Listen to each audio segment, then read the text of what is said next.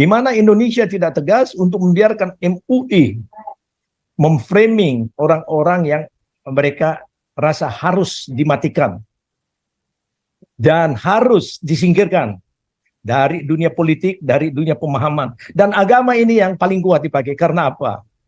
Masyarakat Indonesia terlalu fanatik dengan soal agama, tanpa mereka pahami agama itu apa, meskipun ajarannya itu dari segi logika saja harus dipertanyakan.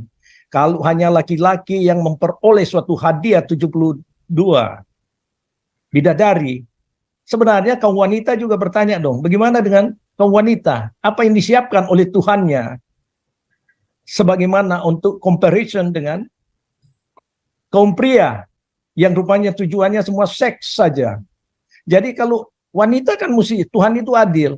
Jadi apakah Tuhan yang dipakai oleh MUI ini sebagai kekuatan ini juga menyiapkan gigolo-gigolo 72 bagi wanitanya. Jadi harus seimbang. Jadi dari segi logika dan objektivitas ini udah nggak masuk di akal.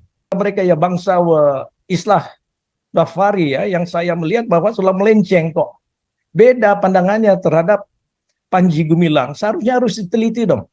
Harus bandingkan MUI ini apa yang mereka lakukan. Dan di mana kotak-kotak amal yang mereka sembunyikan. Kalau menuduh Panji Gumilang ini sebagai money laundering. Atau ada yang lebih bahaya lagi. Menuduh di mana ada menyimpan bunker senjata. Ini kan tindakan-tindakan yang hoax dan makar lah. Jadi seharusnya hukum ini dikembalikan kepada mereka yang ingin mematahkan suatu kekuatan toleransi di Indonesia. Jadi saya melihat bahwa ya Indonesia ini waktunya untuk membuka cakrawala. Jangan kita terus dicekokin dengan ajaran-ajaran MUI dengan ya kain sarungnya itu sebagai tanda legitimasi bahwa itu Islam yang hebat dan memelihara janggut dan sorban segala macam. Itu tidak ada, itu cuma sifat-sifat kedagingan manusia. Tetapi yang penting adalah ajaran dan juga apa yang telah dilakukan oleh Panji Gumilang ini. Ya seharusnya MUI malu karena tidak ada perbandingan apa-apa. Apa yang MUI lakukan selain daripada mengutuk Israel dan mengkafirkan orang di luar daripada ajaran mereka. Jadi mari kita bangkitlah, bangsa Indonesia, jangan terus dibodohi.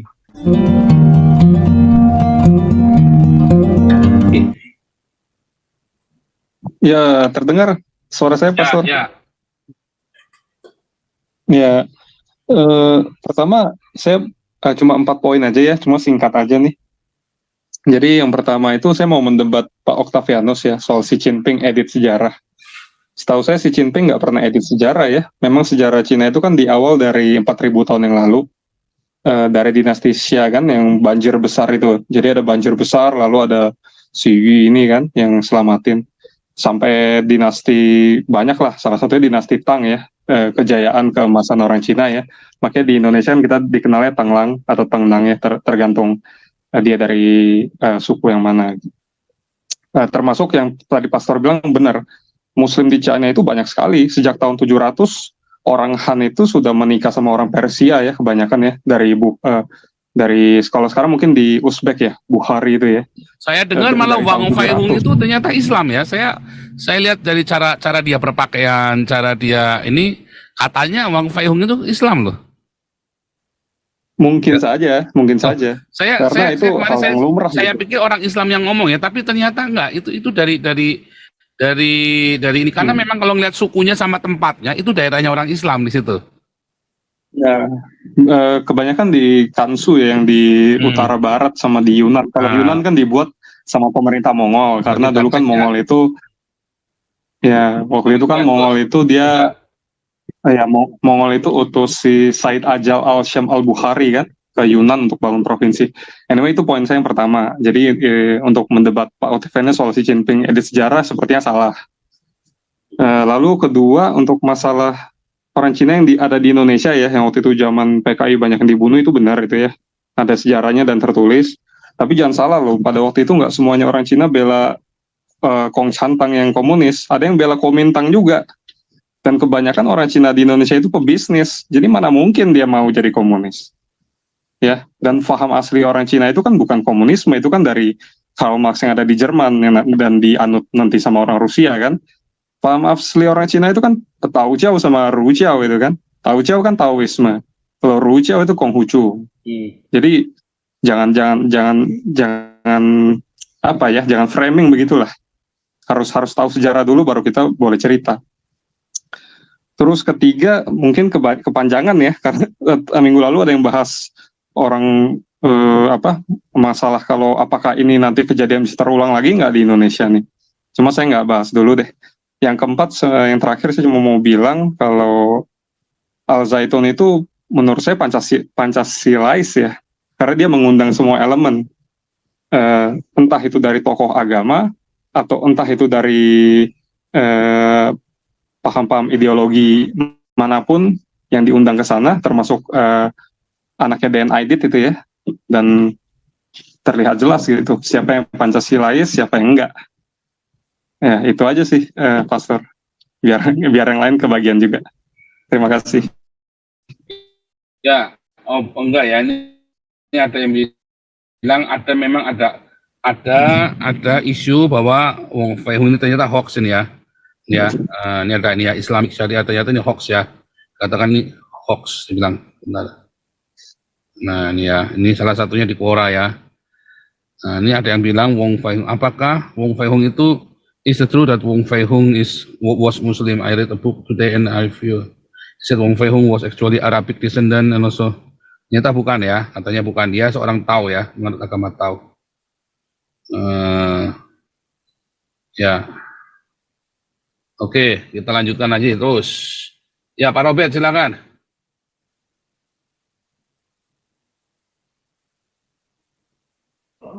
Ambil barangnya kita pergi ya. Shalom, Pak Shalom. Paul. Shalom untuk semuanya. Terima kasih.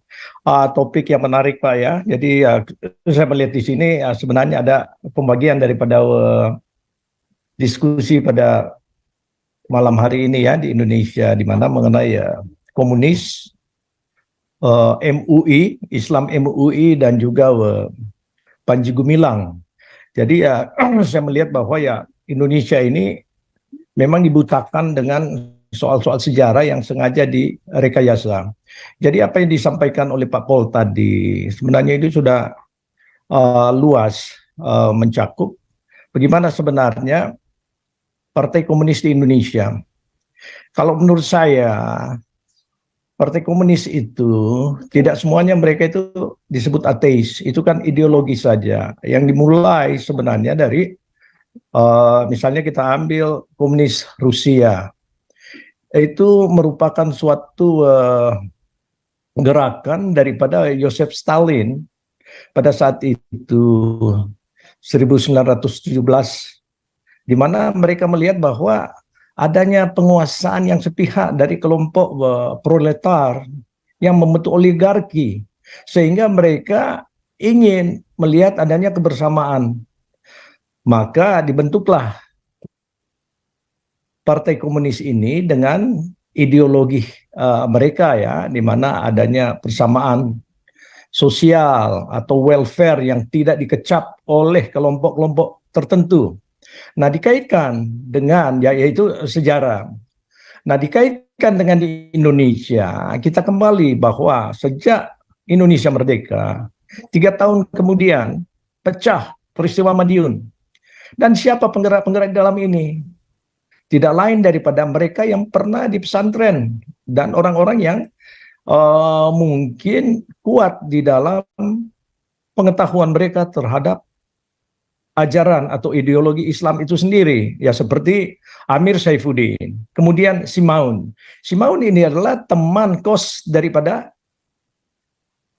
Soekarno pada waktu mereka bersama di bawah asuhan daripada HOS Cokro Aminoto. Jadi coba kita tarik ke dari sisi sejarah, kenapa ini terjadi? Nah, kalau menurut analisa, di mana kelompok-kelompok seperti Simaun ini, Amir Saifuddin, yang sebenarnya tidak sepakat dengan pandangan-pandangan dari kelompok-kelompok ulama pada saat itu yang merujuk kepada keinginan seenak mereka seperti MUI saat ini gitu loh. Jadi terjadi perselisihan sehingga mereka membentuk komunis, dan mereka sebenarnya yang lawan sebenarnya itu adalah kelompok-kelompok Islam yang dianggap juga radikal pada waktu itu. Jadi dalam hal ini kita melihat bahwa keterkaitan ini sebenarnya awal-awalnya juga daripada agama yang selalu mungkin dipaksakan sehingga kelompok ini tidak menyetujui. Kemudian datang kepada peristiwa G30S. Yang disalahkan di sini adalah pimpinan daripada PKI pada saat itu adalah DN Aidit. Ya, DN Aidit ini ya dia orang Lampung sebenarnya. Lalu bersama Syam Kadarusman. Mereka itulah sebenarnya orang-orang komunis yang memakai kesempatan juga untuk melawan kelompok-kelompok Islam pada saat itu, karena Islam ini sudah menunjukkan kepentingan-kepentingan mereka yang tidak lagi ingin mungkin bersahabat. Jadi kita coba kait-kaitkan, dan ini dijadikan isu besar oleh Soeharto, di mana memangkas atau menaikkan kekuasaannya dengan memakai kekuatan komunis. Padahal kalau kita perhatikan, Untung dan Latif adalah orang dekat daripada Soeharto. Itu benar sekali. Dan kenapa mereka harus singkirkan? Yang tahu persis apa yang menjadi pikiran daripada Soeharto. Jadi harus disingkirkan. Jadi yang lain-lain itu ya dibawa sebagai kekuatan-kekuatan yang harus dihabisi. Jadi masalah komunis di Indonesia adalah persoalan genosida, Pak. Di atas 1 juta manusia, 1,8 yang dibunuh tanpa ada peradilan, tanpa ada sebab. Pokoknya mereka yang ingin disingkirkan harus dibasmi. Dan peradilan itu ya peradilan ya terimalah. Jadi kaitannya sama dengan sekarang, di mana Indonesia tidak tegas untuk membiarkan MUI memframing orang-orang yang mereka rasa harus dimatikan dan harus disingkirkan dari dunia politik, dari dunia pemahaman. Dan agama ini yang paling kuat dipakai. Karena apa? Masyarakat Indonesia terlalu fanatik dengan soal agama, tanpa mereka pahami agama itu apa, meskipun ajarannya itu dari segi logika saja harus dipertanyakan.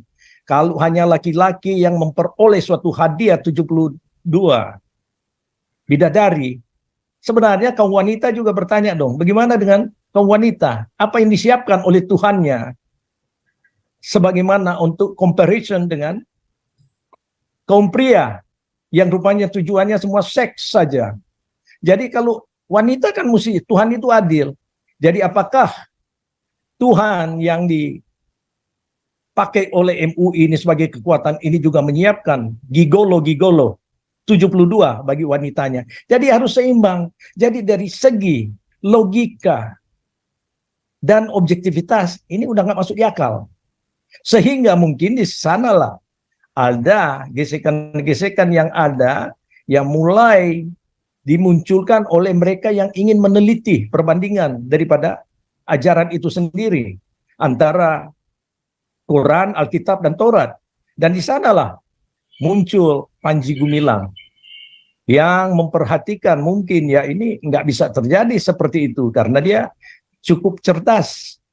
Nah, kita di Indonesia dikuasai oleh kelompok yang membuat peraturan itu melampaui kekuatan hukum positif negara, yaitu Undang-Undang Dasar 1945, yang dikaitkan dengan kebersamaan kita adalah karena terkait dalam Pancasila, yaitu Bhinneka Tunggal Ika. Tidak mudah untuk mempersatukan Indonesia karena kita terdiri dari ribuan pulau. Jadi luar biasa sebenarnya ya, anomali. Boleh dikatakan Indonesia bisa menyatu dalam hal ini. Ini tidak lain daripada keinginan daripada para pejuang yang mulai daripada orang-orang, saya yakin banyak orang Kristen di sana yang memikirkan adanya hubungan kasih, tidak perlu agama itu satukan. Kita perlu mengenal Tuhan, tapi tidak boleh dipaksakan. Itulah adanya ketuhanan yang Maha Esa. Tapi tidak bisa dipaksakan oleh MUI, harus melalui Tuhan yang mereka sembah. Harus kita mati syahid atau menjadi victim untuk publik yang banyak membom seperti di Bali dan lain-lain, cuma karena dijanjikan 72 bidadari sudah menunggu di langit biru. Ini kan ajaran yang harus diteliti. Mana mungkin kita berpaut kepada ajaran seperti ini. Jadi waktunya sekarang untuk masyarakat untuk melihat bahwa ini sudah disesatkan oleh para pengajar-pengajar sesat dengan tujuan apa? Politik, meraup uang-uang negara untuk membentuk oligarki, untuk mensupport partai-partai dan kelompok-kelompok lembaga yang merujuk kepada radikalisme di Indonesia. Dan ini harus diberantas. Makanya kita ingin sumnya dari Pak Paul Sang ini diundang mereka-mereka ya bangsa Islah Ghafari ya, yang saya melihat bahwa sudah melenceng kok. Beda pandangannya terhadap Panji Gumilang. Seharusnya harus diteliti dong. Harus bandingkan MUI ini apa yang mereka lakukan. Dan di mana kotak-kotak amal yang mereka sembunyikan. Kalau menuduh Panji Gumilang ini sebagai money laundering.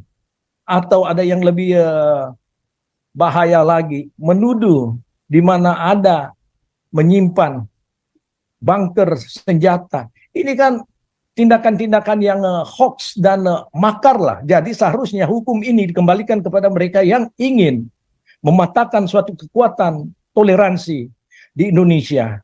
Jadi saya melihat bahwa ya Indonesia ini waktunya untuk membuka cakrawala. Jangan kita terus dicekokin dengan ajaran-ajaran MUI dengan ya kain sarungnya itu sebagai tanda legitimasi bahwa itu Islam yang hebat dan memelihara janggut dan sorban segala macam. Itu tidak ada, itu cuma sifat-sifat kedagingan manusia. Tetapi yang penting adalah ajaran dan juga apa yang telah dilakukan oleh Panji Gumilang ini ya seharusnya MUI malu karena tidak ada perbandingan apa-apa. Apa yang MUI lakukan selain daripada mengutuk Israel dan mengkafirkan orang di luar daripada ajaran mereka. Jadi mari kita bangkitlah, bangsa Indonesia, jangan terus dibodohi dengan peraturan-peraturan geopolitik kita yang bebas dan aktif. Tetapi kita berpihak.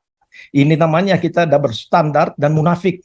Jangan loh, harus dihilangkan kemunafikan itu. Tegas atas kebenaran dan menyetujui apa yang menjadi landasan kita. Membuka wawasan dan juga bertoleransi sebagai sesama anak bangsa. Kalau tidak, ya semua punya hak lah untuk pisah kalau kita dijajah oleh anak bangsa. Kalau kemarin Pak Santiamer menyinggung mengenai salah satu gubernur Belanda yang pernah di Indonesia dengan memaksakan cara dia. Kalau itu kita bisa pahami, mereka itu dari luar kok.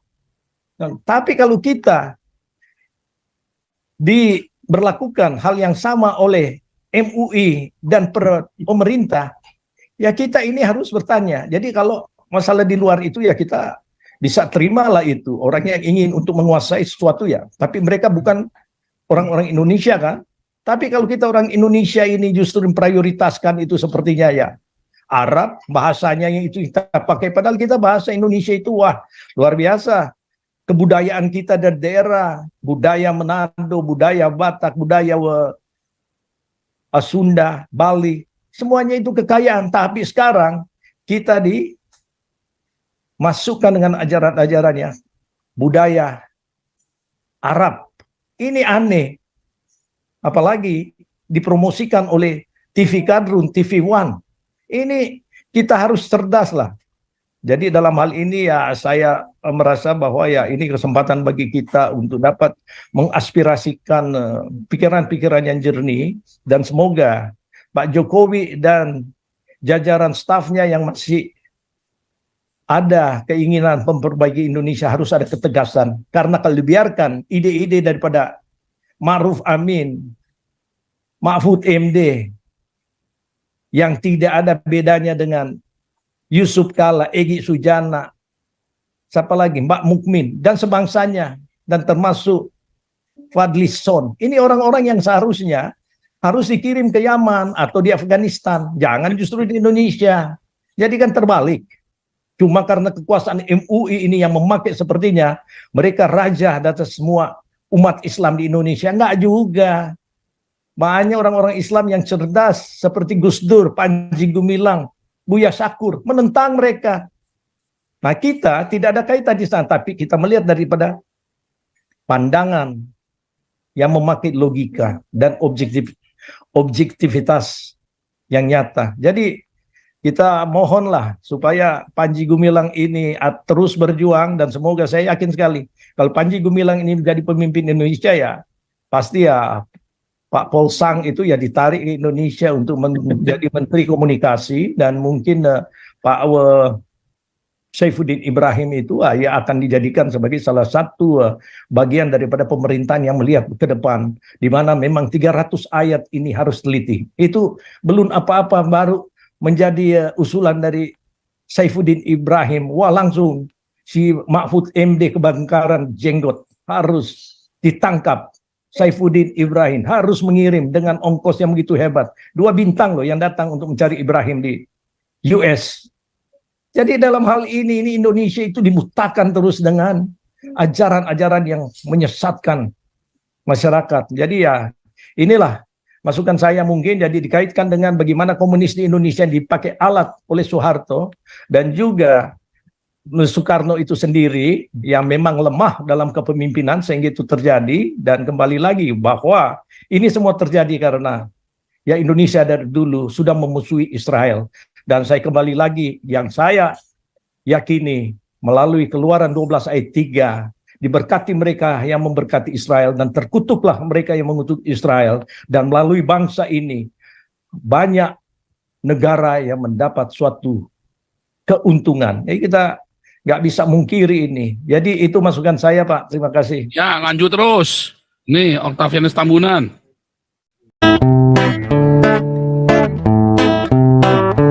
Kau bilang kau menang debat,